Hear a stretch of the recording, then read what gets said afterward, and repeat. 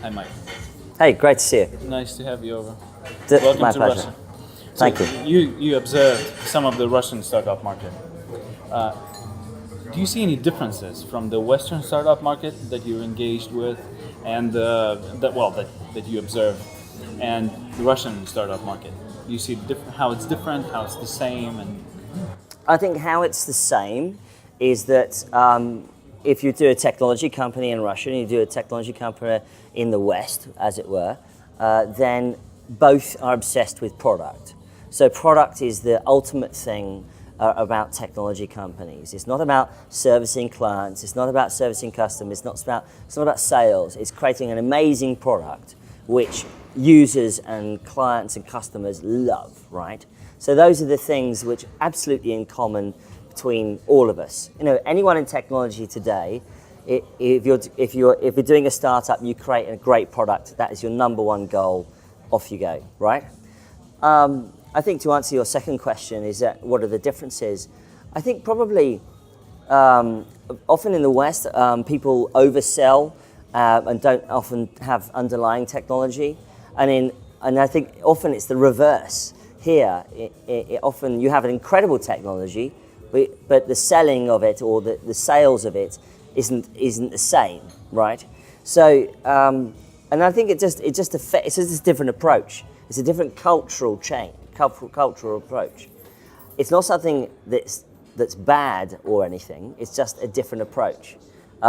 It creates a different kind of vibe when you want to sell internationally, because international sales or trying to create a product which works globally often is affected by how you present it and things like that, and how you tell the story. So I would say those are the major differences. do you see how the political situation, this little tension between Russia and the West, how it's affecting the startup world? I think that it is affecting, and I think it would be naive to say that it's not affecting things right now. I think we have to be grown up about this. We have to be adult, and we have to recognize the political situation. Look, we're all geeks. We love technology. I mean, I love tech. You love tech. I think that's one of the things that unites us, right, across the board. And I think that we should celebrate that. We're all part of the technology community. But unfortunately, there are some things that make things hard from a political situation, because not so much from the tech side of things, but from politics, where more when you try and get investors. So when you try and get investors from the West, they might have issues. Not so much often around politics. Politics are often not really as much of a consideration as people think. Often the consideration is around how do we work with an entrepreneur who is in a country that that is going to have political issues. How do we work with an entrepreneur or a startup that how do we create value in a global way? Can we bring in international investors? Can we do these kinds of things, right? So it's not so much, often the politics are not everything. It's more about what do we do with the startup? What do we do with the entrepreneur? And can we make this a global company? And that's usually the issue, right? So I wouldn't be pessimistic. I would just say you have to recognize the limitations of what is going on right now. Be smart, be clever, work around whatever the barriers are, and talk to smart people, talk to great investors. And if you want to scale a global product, then work with people who can work with you in that international way. Is there one advice that you can give to the Russian startuppers, and what would be the basic knowledge about the Western world that they have to keep in mind? I don't think it's thinking necessarily about the West or the East or the North or the South really these days. I think most technology companies are obsessed with creating a credible product that solves a real world problem. There's not a problem that's invented by anybody. It solves a real problem. and then goes as big as it can.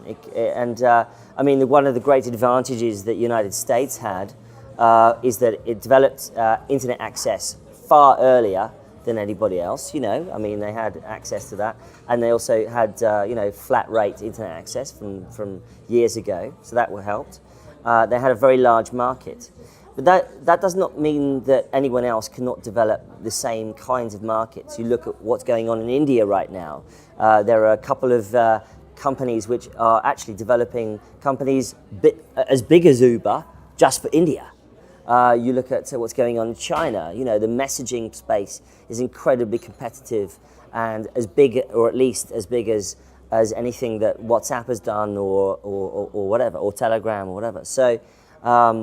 So still lots and lots of big things to play for, and it's the markets that you go for, it's the people you work with.